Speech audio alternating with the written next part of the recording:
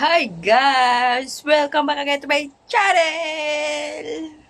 Hi guys, umaga na, tamad pa ang person bumangon. O, 'di ba? Masarap daw matulog. So, ayun na nga. Ayan, nakahiga pa rin ako, guys. Lagay na yan. Kasi pagod yan, guys. Marami yung ginawa, guys. Wala kami just yan, guys. Kasi nirarayoma yan. Kaya naman, babangon na nga siya.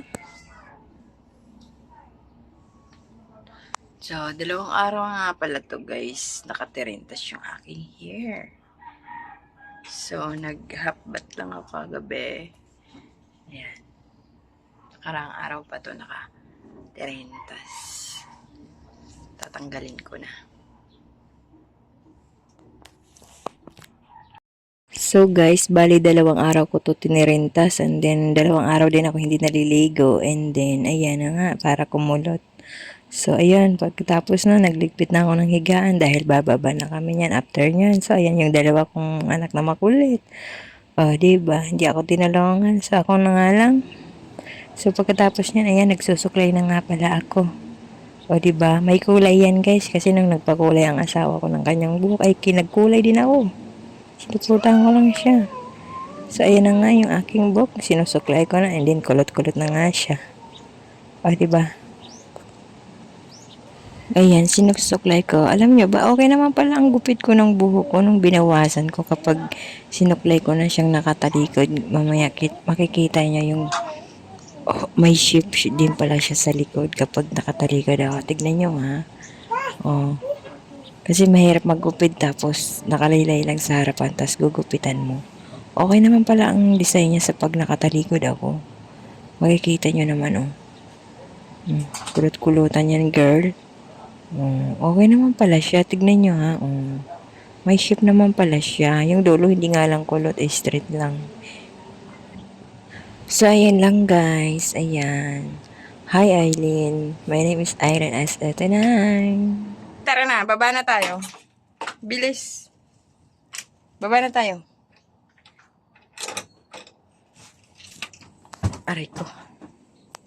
Baba na tayo, Queen ay. Queen. Tara na. Baba na tayo. Lalo mo yung kutsyon.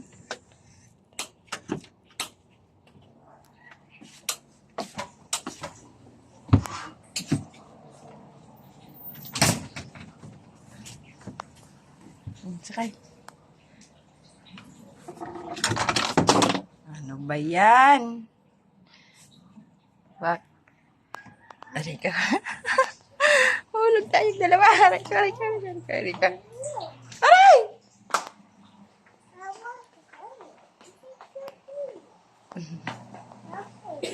Tapos guys, umalis nga pala kami. Pumunta nga pala kami dito sa Buena Vista dahil may kunting kainan yung mga tauhan ng asawa ko dahil dalawa yung trabaho niya.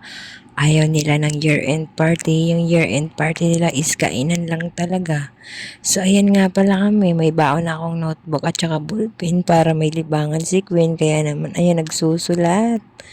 Tapos yung damit ko nga pala dyan ay portal sick ng taba ng lechon kasi nagchap-chap ako ng lechon guys. So ito nga pala ang mga pagkain, spaghetti, pansit, hindi ko alam kung ano yan. Nag-order na lang ang asawa ko ng bundle. So ayan, may siomai, Shanghai, may saging, tapos crispy pata at saka isang buong chicken na inano lang din yata, prito, ganon. So, ayan lechon ba yun? Tapos may dog nga pala yung bus niya dyan. Tapos, ayan nga pala si Queen, inabutan ng aguinaldo. So, ayan. Nagre-ready na sila kasi malapit na ang kainan. Ayan ang aking panganay at ang aking asawa, guys.